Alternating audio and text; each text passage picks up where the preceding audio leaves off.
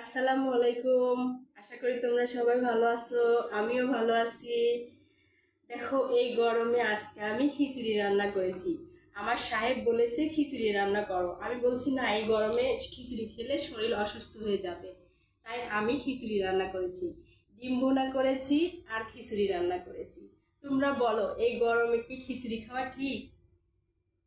মানুষ এই গরমে অস্থির হয়ে পড়ছে, আর আমার সাহেব খিচুড়ি খাবে। আমি বলছি না, আমার সাহেব একজন ভোজন রসিক মানুষ, খাওয়া খুব পছন্দ করে।